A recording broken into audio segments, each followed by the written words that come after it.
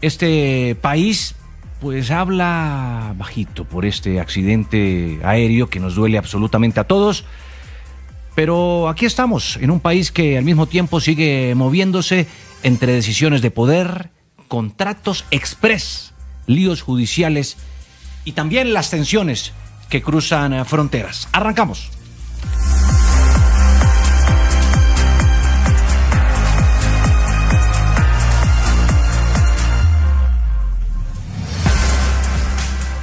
Avanza el doloroso proceso de identificación de las víctimas mortales del accidente aéreo en Playa de Belén, esto es norte de Santander.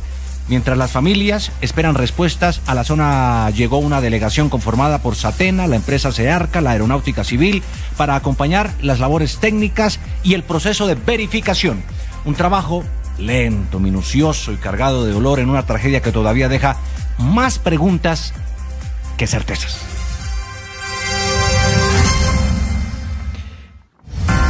Piden explicaciones al gobierno por la llamada maratón de contrataciones en entidades oficiales cuando se acaba la ley de garantías, o cuando empieza, perdón.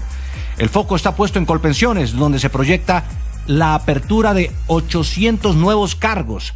Desde el Congreso y otros sectores reclaman claridad sobre los criterios, los costos y el momento en que se toman estas decisiones. El ministro de Trabajo, Antonio Sanguino, sale a responder y a defender el proceso. Lo tendremos en vivo. Comenzó un nuevo capítulo en el proceso de corrupción de la Unidad Nacional de Gestión del Riesgo. Desde Nicaragua reapareció ante la Corte Suprema Carlos Ramón González, el prófugo, pero no lo digo yo, lo ha dicho la misma Corte. Su abogado pidió que no se le califique como prófugo, mientras el alto tribunal evalúa su situación jurídica. Un caso que sigue creciendo y que se ha convertido en uno de los símbolos del escándalo de corrupción más grande de este gobierno.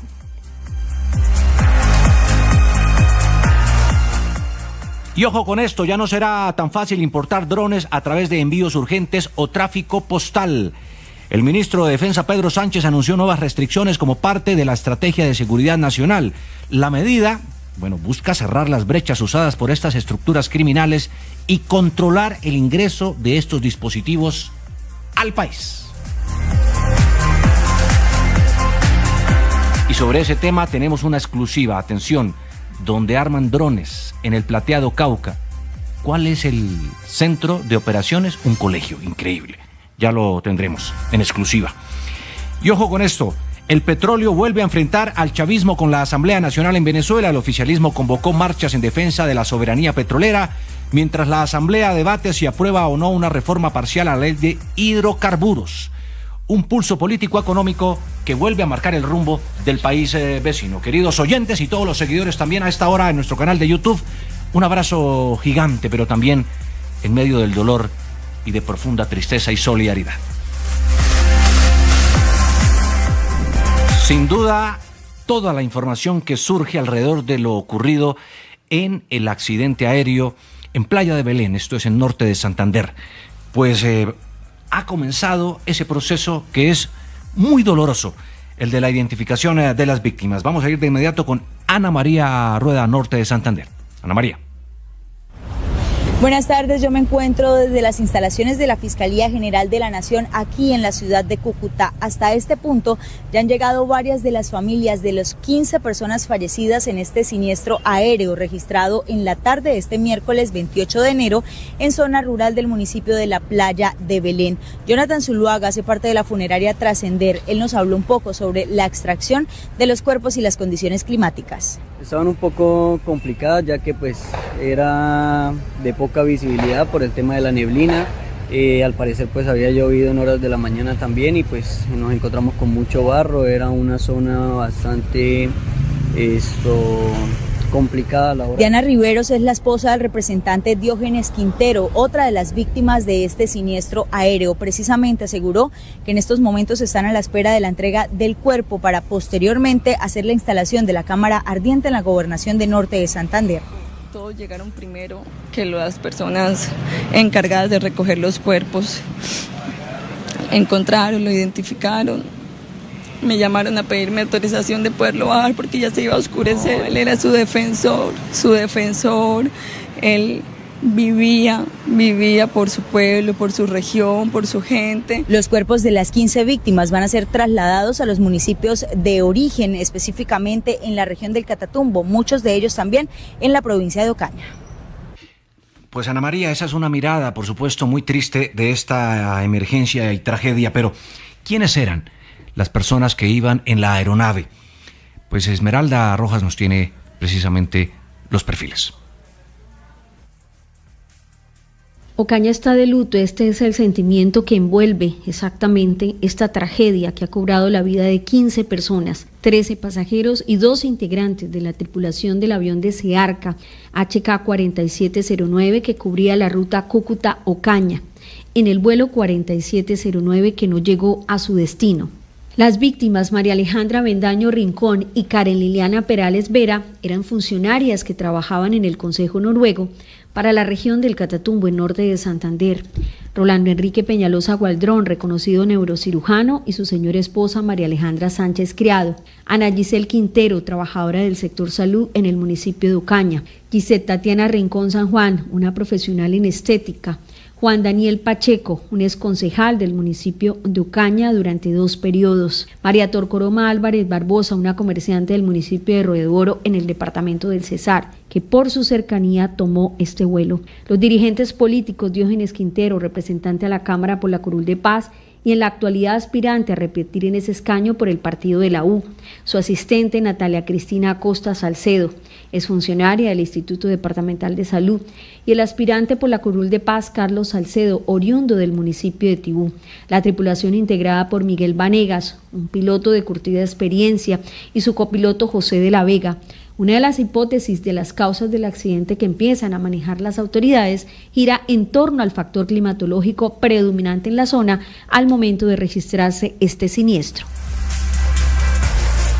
Vamos a tener las reacciones de las autoridades en breve, justamente sobre esas teorías e hipótesis que comienzan a barajarse. Pero, entre tanto, pues las víctimas en Valledupar lamentan la muerte de una gran profesional. Brian Saavedra.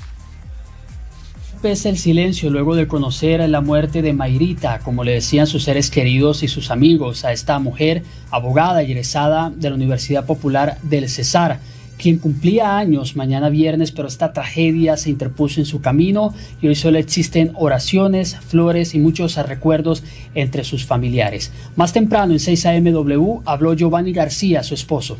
Por eso resalto mucho que mi esposa era un ejemplo de mujer resiliente, con muchas dificultades toda su vida, pero siempre adelante, pensando en servir a los demás. Y eso es algo que ella me inculcó mucho y la aprendí muchísimo. Y le agradezco mucho a Dios por haberme regalado eso. Mayra Alejandra era especialista en derechos humanos y derecho internacional humanitario. Hace 5 años se había radicado en el municipio de Ocaña y es recordada por su defensa de los derechos de las mujeres. Brian, mientras tanto, la pregunta que nos hacemos todos, por supuesto, es ¿qué ocurrió? ¿Qué pudo haber desatado este accidente? ¿En qué van las investigaciones? Pues Alison Torres a esta hora nos dice lo que han contado hasta el momento las autoridades. Así es, pues vamos a dar un poco del contexto de cómo fue. Pues eso inició desde las mañanas del miércoles, Juan Diego, cuando la aeronave tipo Beechcraft 1900 de la aeronave estatal Satena despegó desde el aeropuerto Camilo Daza de Cúcuta con destino al aeropuerto Aguas Claras de Ocaña. Aproximadamente tenía que llegar a mediodía, pero apenas 11 minutos después de su despego del radar se desapareció a las 11:54 de la mañana. Podemos ver apoyos que hemos tenido recolectando. Ahí se ve la aeronave, esta era la aeronave antes. Así fueron los inicios. Según las autoridades, dicen que estaba en perfectas condiciones. Sí. En perfectas condiciones, perdón. Si podemos, vamos a pedirle a nuestro equipo, para quienes nos están siguiendo en nuestra transmisión de YouTube, las imágenes de la aeronave. Alison. Así es, Juan Diego. Pues como le indicaba, las autoridades comentaron que la aeronave presentaba buenas condiciones. Realmente la primera previsión que se tiene de la noticia es que fueron dificultades del clima más que todo. Digamos que todavía siguen investigándose las condiciones que afectaron el accidente. Todavía no se tiene muy claro qué fue lo que se afectó. ¿Pero hay alguna reacción, alguna voz de alguna de las autoridades? Lo último que supimos es que tuvieron una última rueda en Ocaña, específicamente la aerolínea en Satena, quienes indicaron que fue lo... Sabemos que la aeronáutica pues se desplegó hasta el sitio con toda la presencia también de investigadores en estos siniestros aéreos. Siguen afirmando que las condiciones no son fáciles y las investigaciones siguen en proceso. Entonces no hemos tenido como la determinación total del causante del accidente. Claro, vamos a tratar de buscar al director de la Aeronáutica Civil. Nos dicen que está allá en el terreno, de ahí que sea complicada la comunicación, porque la zona es muy montañosa y de verdad que está muy en la cordillera oriental, una zona muy boscosa. Pero en medio de todo esto, Alison, pues surge un interrogante que a esta hora Jimmy Ávila nos va a plantear, porque bueno, ya hemos hablado mucho del representante a la Cámara por las curules de las víctimas, ¿no? Del conflicto. Señor, es la circunscripción especial de paz. Exactamente.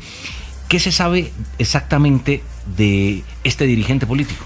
Sí, señor. Lo que sabemos en el tema político es que la Registraduría Nacional nos confirmó que tras el fallecimiento del representante Quintero en el accidente aéreo que nos contaba Alison en Norte de Santander, Amanda López Hernández asumirá esa curul en la circunscripción especial de paz. Recordemos, Juan Diego, que son las 16 curules que entregaron en el acuerdo de paz, y esto por la Asociación de Familias de Desplazados del municipio de Acarí. Entonces, lo que nos dicen es que la Registraduría también le indicó al partido de la U que el plazo próximo es hasta el 25 de febrero para enviar esa lista, para que el partido de la U entregue esa lista y pues Amanda López se convierta en la nueva representante a la Cámara. Y pues hay que decir que ese es el respaldo político que tenía el gobernador William Villamizar, por parte del gobernador Villamizar, el partido de la U. Y pues hay que decir también que en el accidente también viajaba Carlos Salcedo Salazar, quien era también candidato a la curul de paz. Entre tanto, pues fuentes de la Cámara de Representantes señalaron a Caracol Radio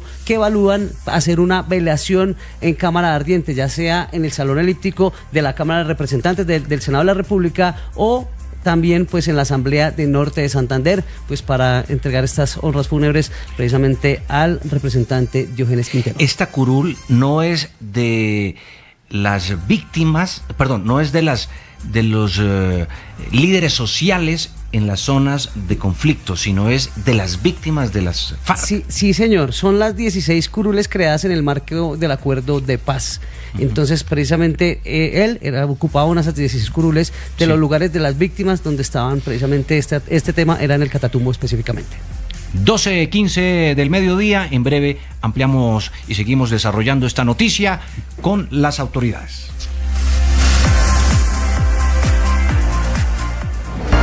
Así va el país.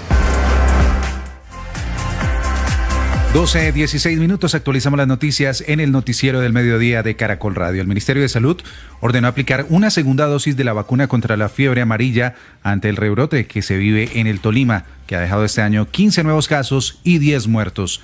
La Fiscalía radicó escrito de acusación contra el coronel Carlos Alberto Feria Buitrago, procesado por su presunta responsabilidad en la prueba del polígrafo, la que fue sometida Marelvis Mesa, ex niñera de Laura Sarabia. La audiencia se va a adelantar el miércoles 18 de febrero a partir de las 8 de la mañana. El procurador Gregorio El Hach anunció que será una investigación express tras detectar que en el sistema de la Procuraduría la cédula del precandidato presidencial Daniel Quintero aparecía como cancelada por muerte. Una juez de Bogotá ordenó la libertad del padre de Liam Gael Rodríguez Narváez, el bebé de 11 meses de nacido que falleció el pasado 29 de septiembre mientras se encontraba en un jardín en el municipio de La Calera, en Cundinamarca. Y la violencia contra las mujeres continúa siendo una problemática nacional en Colombia. Cifras oficiales de la Fiscalía recopiladas y analizadas por la Defensoría del Pueblo evidencian que en 2025 se reportaron 443 noticias criminales, 119 feminicidios, 324 tentativas. Los transfeminicidios también pasaron de 20 casos en el 2024 a 26 en 2025. 2:20 de la tarde. Siguen pidiendo explicaciones por la llamada maratón de contrataciones en entidades oficiales, por la coincidencia. Empieza la ley de garantías, donde no se puede contratar precisamente por las elecciones. Ya es obvio por qué. Pero se ha conocido que en las últimas horas Colpensiones incluso contrata o contratará a 800 nuevas personas. María Camila Correa. Sí, señor Juan Diego, muy buenas tardes. La representante a la Cámara, Jennifer Pedraza, ha estado denunciando que Colpensiones estaría entregando contratos express y que estaría aprovechando su régimen de contratación para vincular más de 800 personas con salarios que son muy altos. Además, advirtió que el presidente de esta entidad, que es Jaime Duzán, entregó un jugoso contrato a una empresa que no tendría la experiencia en los procesos de selección. Escuchemos lo que ha dicho la congresista. Jaime Duzán está usando Colpensiones como un fortín electoral, anunciando pocos meses antes de las elecciones la provisión de 800 puestos, y los trabajadores se preguntan cómo va a ser el proceso de selección, sobre todo si tenemos en cuenta que desde el 2024 Colpensiones contrató a una empresa llamada Falcon con muy poco capital, con muy poca experiencia para realizar un proceso de selección de 67 puestos, para proveer 67 puestos. Esta contratación se dio a dedo, ya que el contrato no superaba los 300 millones de pesos. La congresista ha estado participando también en protestas aquí en inmediaciones de Colpensiones, que queda muy cerca de Caracol Radio, y lo que ha pedido ella y otros trabajadores de la entidad es que Jaime Duzán salga de Colpensiones, y están pidiendo explicaciones. Esperamos que Duzán pues las entregue. Claro, es lo que pues correspondería, ¿no? Que por lo menos aclare, explique y desmienta si está mintiendo la congresista frente a estas gravísimas denuncias. Lo cierto está en que pues el Ministerio del Trabajo también debería asumir un rol y un papel determinante en las investigaciones y denuncias en ese sentido. Estamos tratando de establecer comunicación con el ministro del Trabajo, Antonio Sanguino. Tenemos una dificultad técnica, pero en breve esperamos tenerlo. Gracias, María Camila. Son las 12 del día, 22 minutos. Y otra de las noticias que en el plano judicial ha desatado mucha controversia es la reaparición, pero en calidad de prófugo. Yo no entiendo eso, honestamente. Desde Nicaragua, Carlos Ramón González, el fugitivo de la UNGRD por el escándalo de la unidad de emergencias del país, pues estuvo hoy en la audiencia virtualmente. ¿Cómo entender eso, Jenny? Así como usted lo menciona, reapareció en una audiencia virtual que se llevó a cabo en la sala de primera instancia de la Corte Suprema de Justicia. ¿Y por qué, Juan Diego? Porque precisamente es la audiencia de acusación. La Fiscalía lo llama a juicio porque al parecer dio la orden de comprar congresistas. Pero en medio de la diligencia, el presidente de la Red de Veedurías de Colombia, Pablo Bustos, lo calificó como prófugo de la justicia, y ahí fue cuando el abogado defensor Iván Cancino, Juan Diego, dijo que por favor respetaran a su cliente porque él no es prófugo de la justicia. En medio pues de esta audiencia que todavía se lleva a cabo, Juan Diego, fue lo que ocurrió. Claro, pero evidentemente él es persona ausente. ¿Ya fue declarado persona ausente en el proceso o no? No, porque él ha estado participando de las diligencias. Es que precisamente, Juan Diego, él está siendo buscado por la Interpol. Él tiene una circular roja por su presunta participación en todo este entramado de corrupción, y además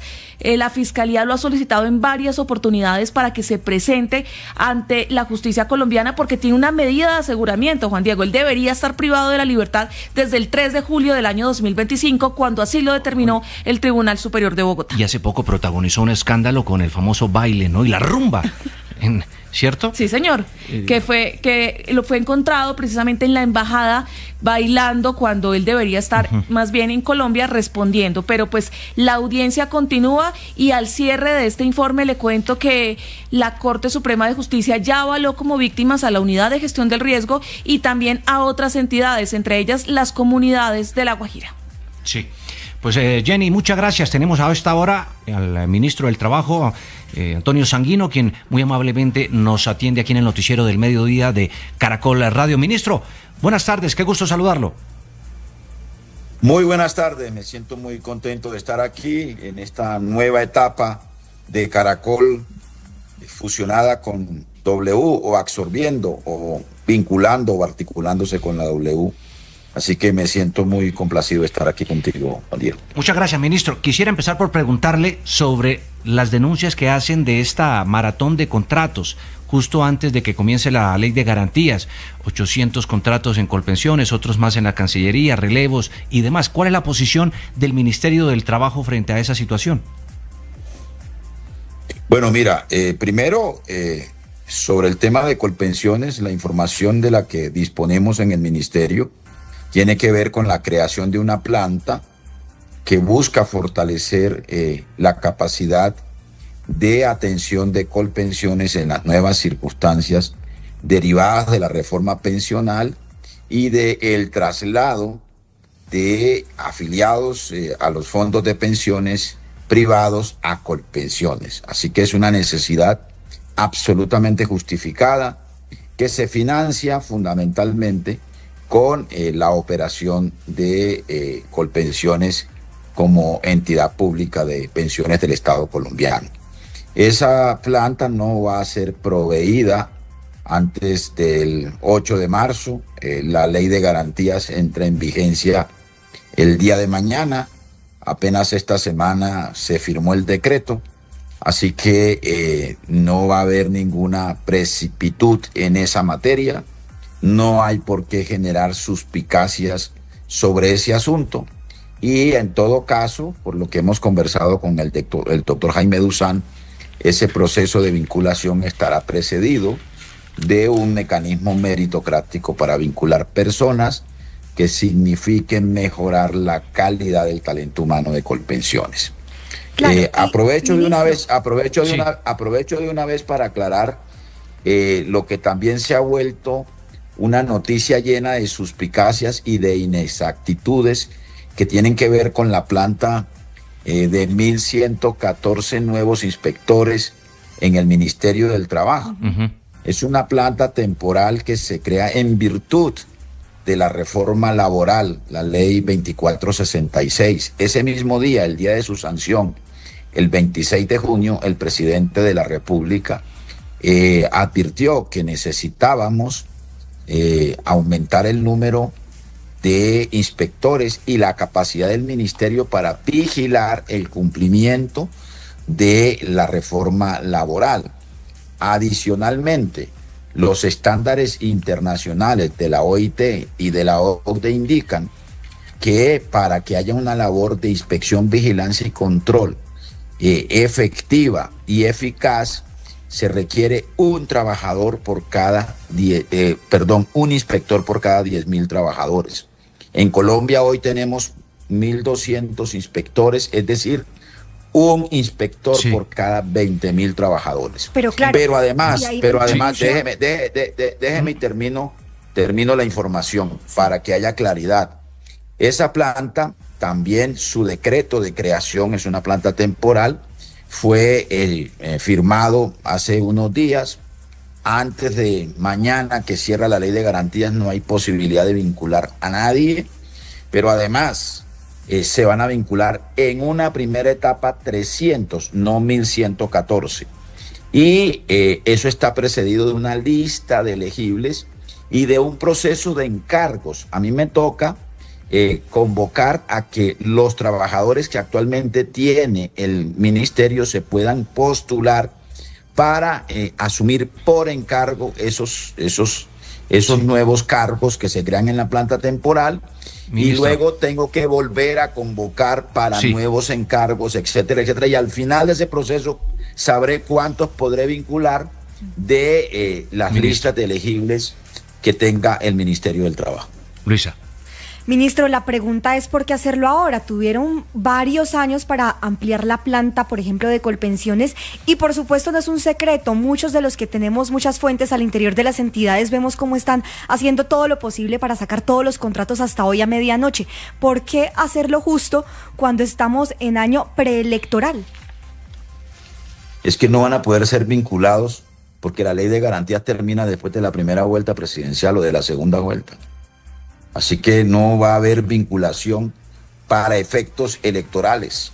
Yo no creo que, digamos, el candidato más cercano a el presidente y al gobierno o los candidatos que hacen parte, por ejemplo, del Frente por la Vida, necesiten de estos cargos para ganar la presidencia de la República. Pero además, le quiero recordar lo siguiente, es que la reforma pensional entraba en vigencia el pasado 1 de julio del año 2025. Y el pronunciamiento de la Corte Constitucional, que está examinando la reforma pensional desde el punto de vista constitucional y de su trámite en el Congreso, habilitó, dejó en pie una cosa que se llama la oportunidad de traslado. Es decir, que cualquiera de ustedes puede pedir la doble asesoría para trasladarse de un fondo privado a el fondo público, que es Colpensiones, como está efectivamente ocurriendo.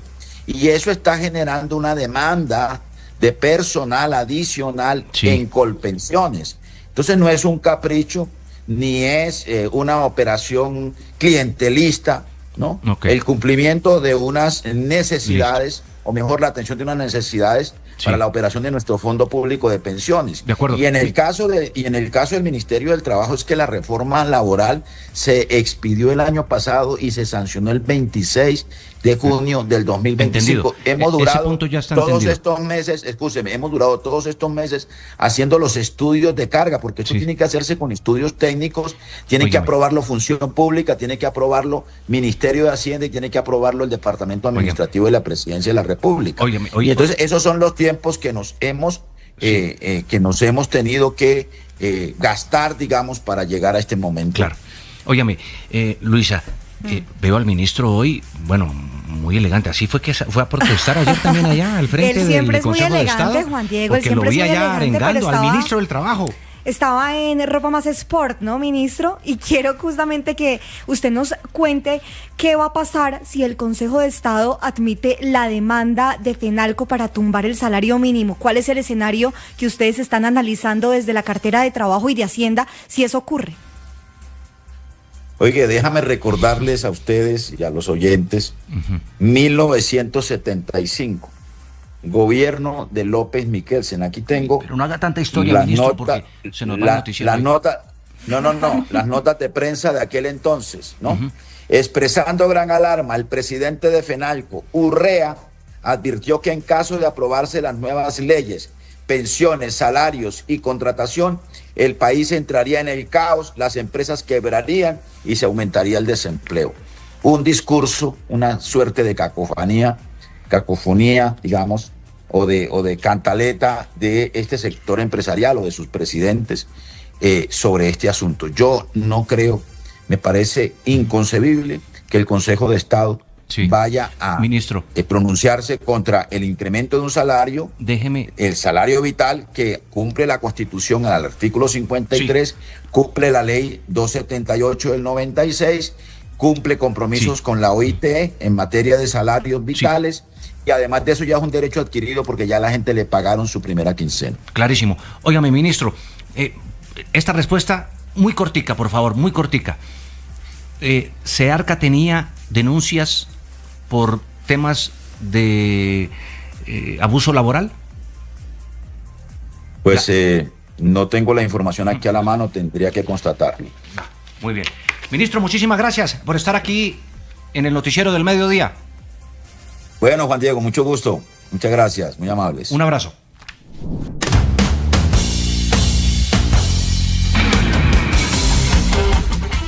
(12:34), ya llegó el momento de saltar a la cancha con don Eduardo Acero y por supuesto hablar de fútbol, de muchos deportes, pero sobre todo de John Hader Durán, que podría ir a Italia. Sí, Juan Diego, lo que pasa es que este muchacho en un corto tiempo ha crecido muchísimo en Europa. Primero a Aston Villa, luego fue al Nasser, ahora llegó al fútbol de Turquía y ya se asegura en Italia que hay negociaciones adelantadas con la Juventus de Fenerbahce para que vaya a jugar al fútbol italiano.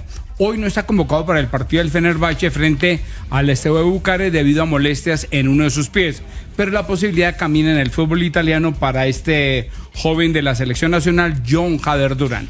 En otros temas, el técnico brasileño Mano Menezes ha sido confirmado como nuevo seleccionador de Perú con contrato por 4 años. En Colombia, complemento de la tercera fecha del campeonato, a las 4 de la tarde, Águilas frente al Deportivo Cali, a las 6:10, Jaguares Inter de Bogotá, y a las 8:20, gran partido aquí en el fenómeno del fútbol, América Once Caldas. José Alberto Ortiz. Hola Edward, las novedades del América para esta noche tienen que ver con la convocatoria de Darwin Machís, quien pagó fecha de suspensión, y la recuperación de Jan Lucumí de un problema de tipo físico. David González y lo que se debe hacer para sacarle provecho al Once Caldas. No, lo primero es mantener siempre esa actitud de querer ir al frente, de querer ejecutar los planes de juego, de competir por muchos pasajes del partido donde es necesario sacar ese amor propio, esas ganas de hacer respetar nuestro nombre, nuestro escudo, nuestra casa. América y Once Caldas han jugado 212 veces por liga, 98 victorias para el América, 58 para el visitante y 56 empates. Me voy con una de ciclismo. Sí. Sergio Higuita, ciclista colombiano, fue tercero hoy en etapa de alta montaña en el Alula Tour, una competencia en Arabia Saudita. Alcanza ahora la tercera posición en la clasificación general individual a 6 segundos del líder Yanis Boazar, que es de origen suizo. El alboroto que se ha producido debido al alza del 23% del salario mínimo, pues esto ha llegado incluso a generar debate dentro de las fuerzas militares. María Fernanda Latorre tiene una denuncia, grave y preocupación, división. División total, Juan Diego. Lo que pasa es que los suboficiales se están quejando de que los soldados, un suboficial, un sargento que lleva 16 años en el ejército en servicio, se está ganando prácticamente lo mismo o menos que un soldado recién graduado. El problema, Juan Diego, no es que los soldados ganen bien, por supuesto, pues muy bien. Deberían por ganar ellos. más, pero ¿qué hacemos? Sí, es claro, lo que hay. Lo que están denunciando los suboficiales, pues es que deberían hacer un aumento salarial para todos por igual, porque pues como conocimos aquí en Caracol Radio, Juan Diego, en este momento hay un decreto listo para subir el salario de los suboficiales y de los oficiales en un 7%, pero a los soldados se les subió en el 23%. Estuvimos hablando con ellos y esto fue lo que nos dijeron. No es posible que ganen más que nosotros. No es porque no se lo merezcan, se lo merecen, pero nosotros somos los que respondemos por lo que ellos hagan. Pero, pues, ¿cómo vamos a comparar el 23% contra el 7%? Ya es algo como ilógico. Nosotros que tenemos la responsabilidad como suboficiales.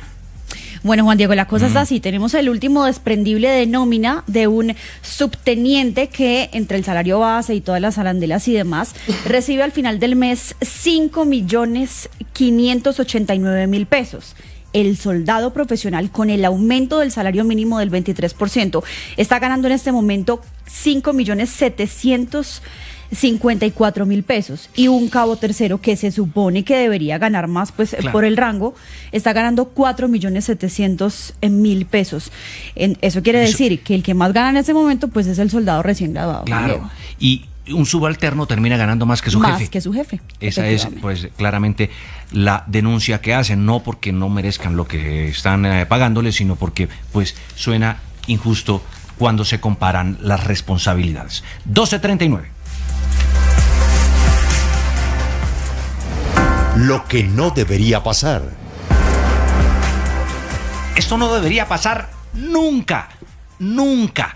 Y ocurre. Qué doloroso es tener que reportar esto. Es una exclusiva de José David Rodríguez, porque él es experto en todos estos temas de inteligencia, de fuerzas militares, y ha descubierto algo gravísimo.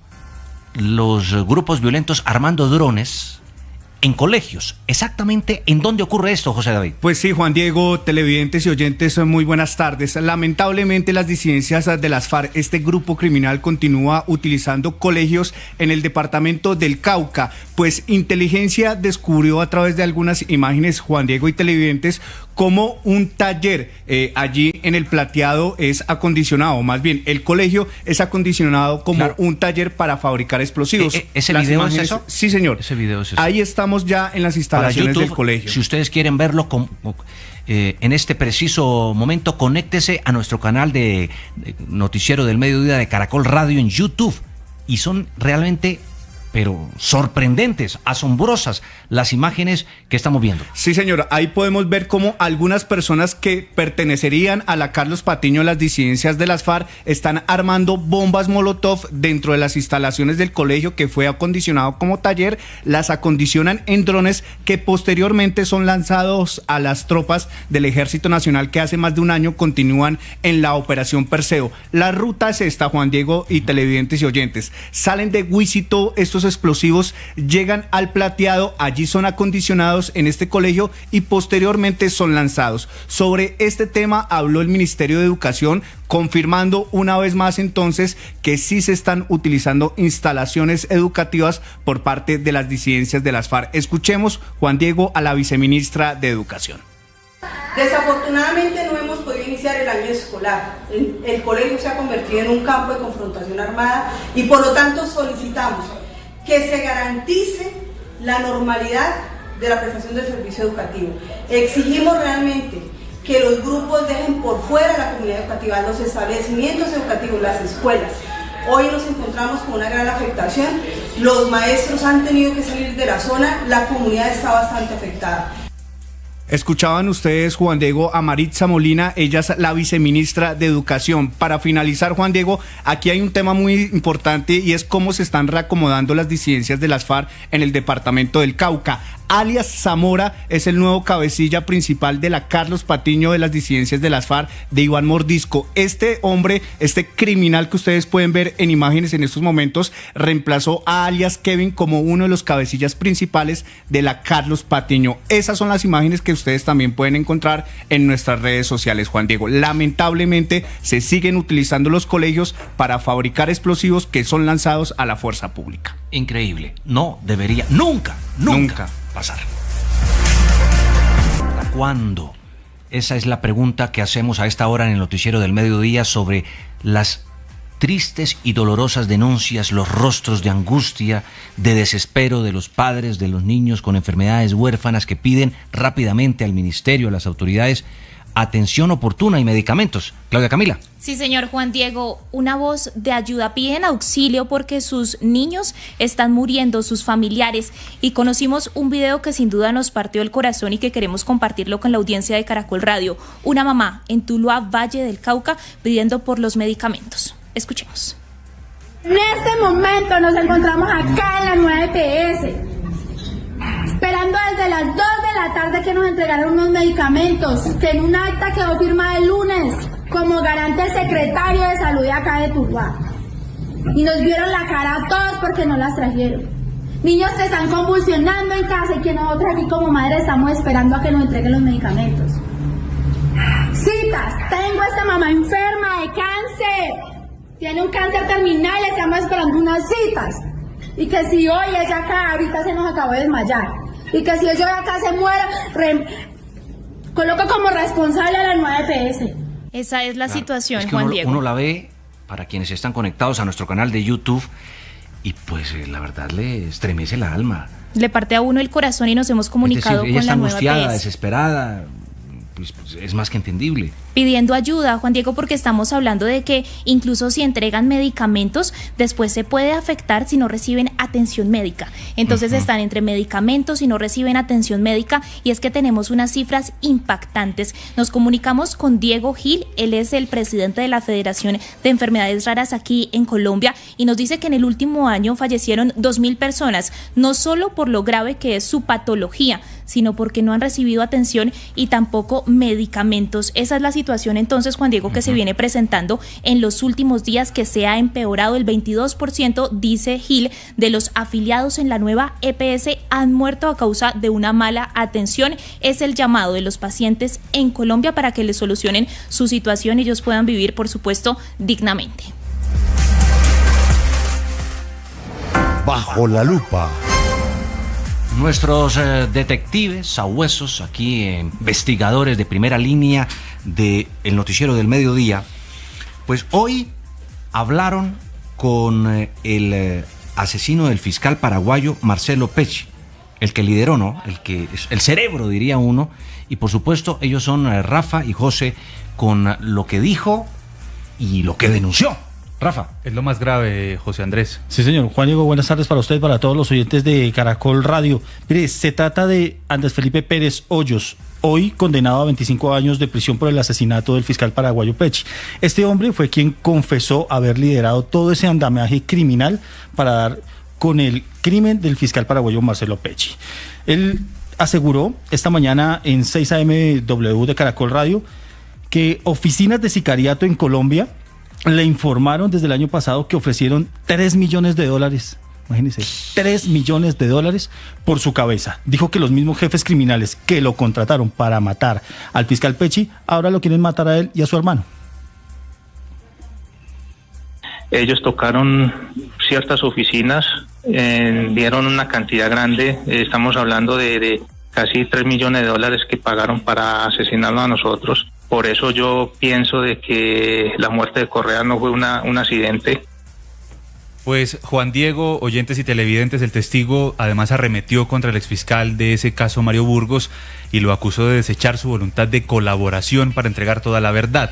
También lo acusó de un supuesto falso positivo judicial contra su esposa Margaret Chacón, hoy condenada a 35 años por el crimen. Esto fue lo que dijo. Una verdad que tristemente Mario Andrés Burgos Patiño les negó por completo, porque en su momento yo quise llegar a un acuerdo con él de cooperación, pero como él me lo manifestó muchas veces en el búnker de que él no le interesaba o prácticamente le importaba un comino esa información. Por su parte, el fiscal Burgos señaló que Andrés Felipe Pérez nunca tuvo voluntad real de colaboración con la justicia. Todos los detalles, Juan Diego, en caracol.com.co. Y síganos también en nuestro canal de YouTube. Movistar Total, que te lleva al inicio de la Copa, presenta Minuto 60 Movistar.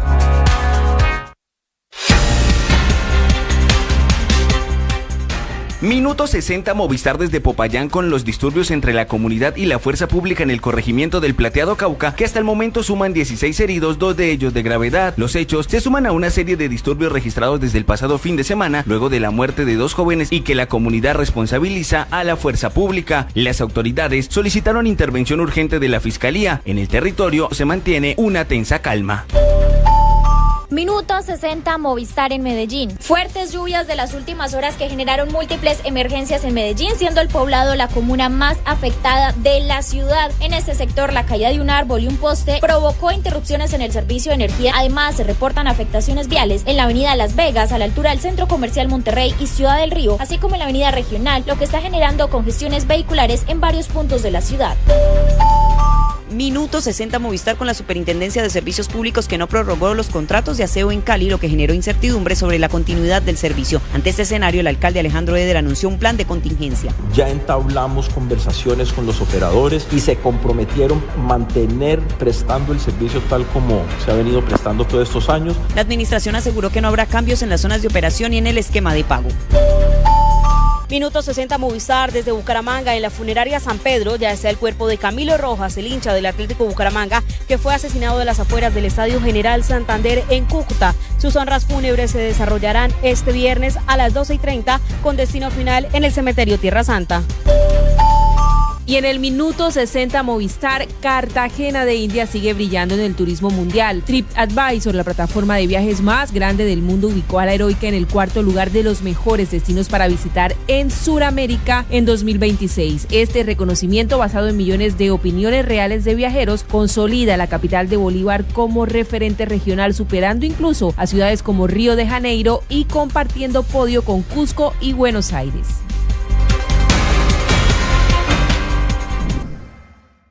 Venezuela, Gabriela González.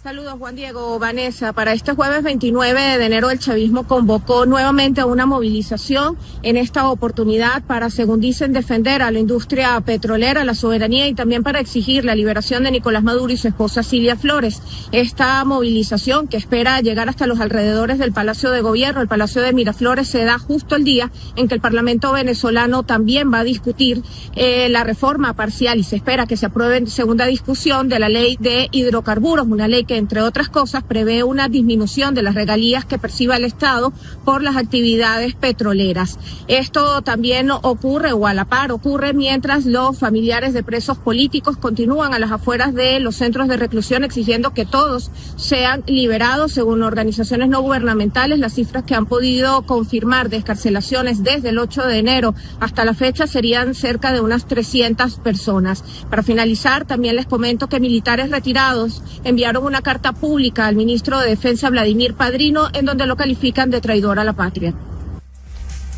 Gracias, Gabriela. Y a esta hora, bueno, se resuelve la suerte, por lo menos en un primer momento, de la emergencia económica, del decreto expedido por el gobierno nacional que ha dado pie para abrir la puerta a esa gran avalancha de impuestos que ha promovido el gobierno nacional, buscando suplir un déficit que hay en el presupuesto. Va a decidir la sala si lo suspende o no provisionalmente este decreto con fuerza de ley que expidió el mismo gobierno nacional. Están evaluando la ponencia del magistrado Carlos Camargo, quien está pidiendo que se estrene esta figura que nunca se había, por lo menos, utilizado: la suspensión provisional de un decreto de emergencia económica en este caso. Llegamos al cierre del noticiero del mediodía. Será sin duda una de las noticias clave en el resto de esta jornada de jueves 29 de enero. Esperemos que todo este desorden y caos haya quedado mejor informado. Un resto de tarde espectacular.